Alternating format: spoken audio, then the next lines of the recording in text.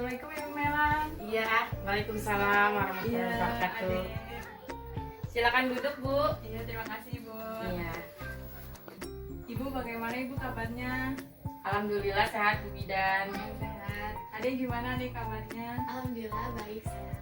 Ya Ibu, terima kasih ya Ibu sudah menyediakan tempat di sini untuk saya penyuluhan. Sebelumnya di sini saya ingin penyuluhan tentang penyakit TBC ya Bu ya, supaya Ibu lebih mengerti apa itu TBC, kenapa penyebabnya dan yang lain-lain ya Bu ya.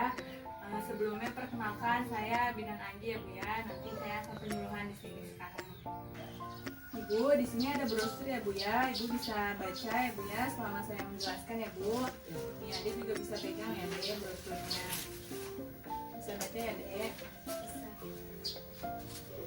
Ibu tahu nggak sih Bu, apa sih TBC itu gitu? Menurut pengetahuan Ibu aja nih.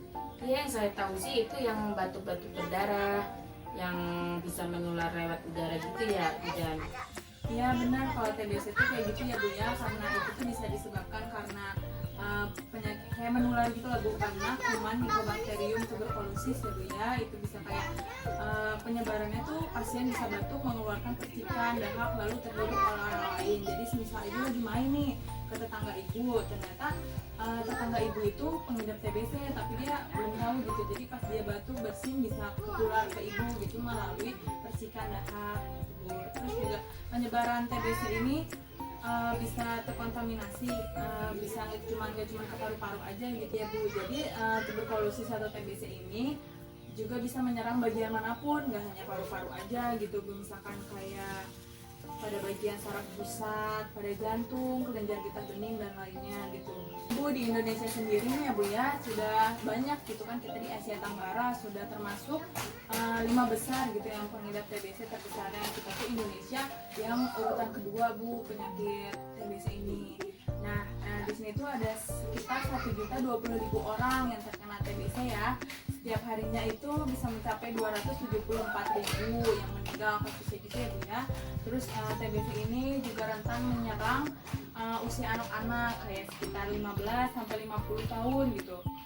Iya Bu, tadi itu kan pengertian TBC ya Bu ya. Sekarang Ibu tahu nggak sih kalau penyebabnya itu apa gitu TBC itu? Dari penyebab yang kuman itu kan Bu ya? Iya, yang betul udah Ibu. dijelasin. Iya, dari kuman ya Dek ya, makanya kita tuh harus selalu bersih. Nah, kumannya itu kuman Mycobacterium tuberculosis Bu. Kuman apa Bu? Mycobacterium tuberculosis.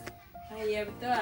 Nah, di sini tuh si kuman itu kalau kena matahari langsung tuh bisa mati, tapi dia tuh bisa berjam-jam atau bahkan bertahan hidup selama berjam-jam di dalam keadaan yang gelap dan lembab Bu. Makanya kita harus sering-sering kayak berjemur atau menjemur salah satu misalkan kayak yang nggak boleh lembab-lembab gitu.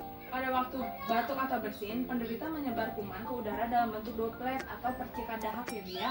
Droplet yang mengandung kuman dapat bertahan di udara pada suhu kamar selama beberapa jam. Nah, orang yang dapat terinfeksi atau kalau droplet terhirup ke dalam saluran pernafasan.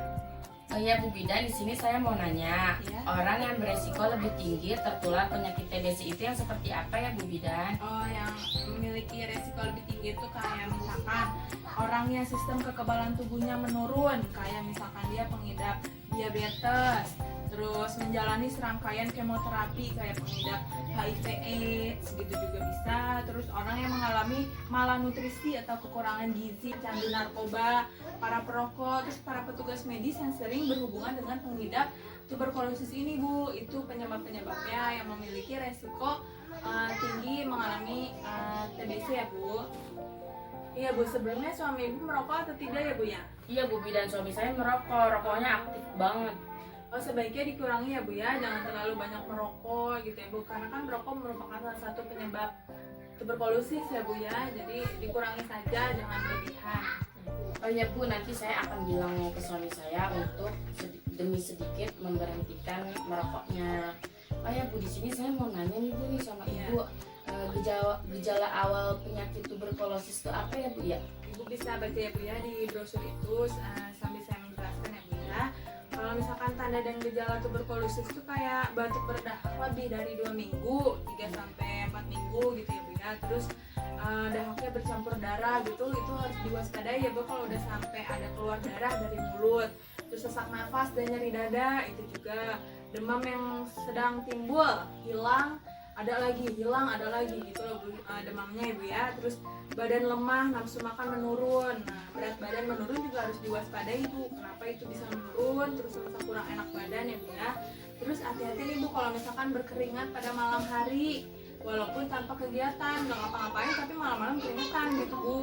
Terus demam meriang lebih dari sebulan, itu juga harus diwaspadai Bu. Bisa jadi merupakan gejala dari tuberkulosis itu.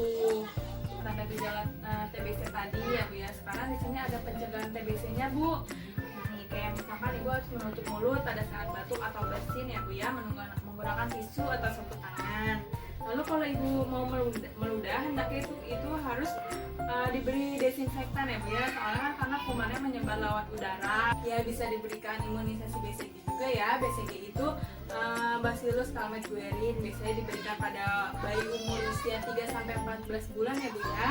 Vaksin BCG juga dianjurkan bagi anak-anak atau remaja ataupun orang dewasa yang belum pernah mengalami vaksin BCG waktu bayi. Juga bisa mengkonsumsi vitamin yang menjaga daya tahan tubuh. Ibu di keluarga ini mengkonsumsi nggak Bu vitamin seperti itu? Iya, mengonsumsi Bu. Oh bagus Bu, dipertahankan ya Bu ya. Ibu mengusahakan ya Bu ya sinar matahari dari udara masuk secara cukup ke dalam ruangan, terutama tempat tidur ya Bu ya, supaya nggak lembab gitu, supaya nggak banyak kuman. Terus menjemur kasur, bantal, terutama secara setiap hari rutin. Terus semua barang yang digunakan penderita harus terpisah. Kalau misalkan ada orang yang terkena TBC jangan gabung tempat tidurnya gitu, terus barang-barangnya jangan bareng-barengan gitu kan, itu kuman juga bisa menyebar. Terus makanan harus tinggi karbohidrat dan protein. Juga istirahat yang cukup, jangan mengerjakan pekerjaan terlalu berat. Juga berhenti merokok bagi yang perokok seperti suami Ibu tadi ya Bu ya. Terus menghindari minum-minuman beralkohol, obat bius atau penena. Juga mencuci tangan 6 langkah ya Bu ya secara benar. Juga sudah tahu ya Bu ya pencegahan TBC itu apa saja. Terus kan Ibu juga bisa ngasih tahu nih ke teman Ibu misalkan ada yang penderita TBC. Sebaiknya itu menutup mulut saat bersin, batuk, tertawa atau mengenakan apabila menggunakan tisu, dan menutup mulut ya Bu ya. Jadi bisa pakai masker juga kalau kemana-mana. Ya Ibu sebaiknya tidak membuang dahak ya Bu ya sembarangan, karena kuman dari TBC itu bisa menyebar melalui udara ya Bu. Terus pastikan rumah memiliki sirkulasi yang baik, jadi harus kena sinar matahari. Terus jendela harus dibuka, terus bantal dijemur seperti itu ya Bu ya. Di sini ada pengobatan ya Bu ya, pengobatan TBC kalau misalkan orang terkena TBC. TBC itu cukup mudah untuk diobati. Biasanya penderita harus mengkonsumsi obat-obatan selama 6 bulan atau lebih. Di situ juga ada ya Bu ya, di brosur bisa dibaca pengobatannya. Ya biasanya itu menggunakan beberapa cara ya Bu ya untuk mendiagnosis penyakit ini. Kita tuh bisa ronsen dada, tes mantel, tes darah, tes dahak gitu kan. Hal ini karena tuberkulosis ada penyakit yang sulit gitu untuk dideteksi. Jadi terutama jika pengidapnya adalah anak-anak gitu, jadi kan susah ya Bu ya untuk dideteksinya. Terus pengobatannya juga melibatkan 3-4 antibiotik gitu satu hari. Di sini saya mau nanya Bu Bidan, Iya. efek samping dari pengobatan penyakit tuberkulosis itu apa ya? Apa Bu? Obat-obatan antibiotiknya, efek sampingnya itu seperti kencing berwarna merah tapi bukan darah ya Bu ya. Iya. Terus bisa juga telinga berdenging gitu suaranya, terus kesemutan pada kulit, mual muntah, dan kulit kuning biasanya itu. Terus kencing warna merah bukan suatu yang berbahaya, namun bila efek samping lainnya muncul, segera Ibu bisa ke dokter atau yang Ibu pengobatannya di mana. Jadi gini ya Bu, orang-orang yang memiliki kontak dengan pasien TBC, sebaiknya keluarga Ibu misalkan habis ketemu siapa dan dia pengidap TBC, sebaiknya Ibu tuh langsung harus periksa atau dicek ya Bu ya, takutnya ada kuman-kuman yang menyebar dari dia gitu ya Bu. Itu saja ya Bu ya yang bisa saya sampaikan mengenai TBC. Nah tadi kan saya sudah sampaikan semua dari pengertian, pencegahan, tanda bahaya, penyebabnya, pengobatan. Nah sekarang apakah Ibu ada yang ingin ditanyakan? Sudah Bu, tidak ada yang saya mau Oh tanyakan. baik, saya evaluasi ya Bu ya, saya tanyakan kembali apakah yang keluarga Ibu, adik sudah paham atau belum dari penyakit TBC ini. Tadi pengertian TBC itu apa ya Bu ya? Penyakit yang disebabkan oleh kuman Mycobacterium tuberculosis. Oh iya, berarti Ibu sudah paham ya Bu ya pengertiannya. Tadi adik tahu nggak apa sih tanda dan gejala dari TBC itu apa aja?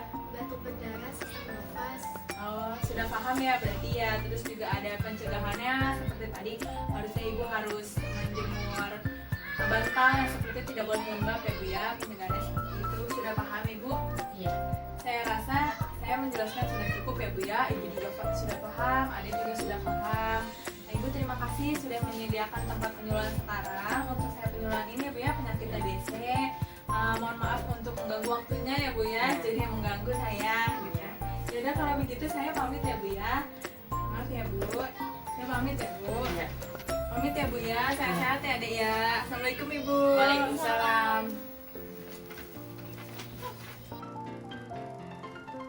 Lindungi keluarga Anda, hindari penyebarannya.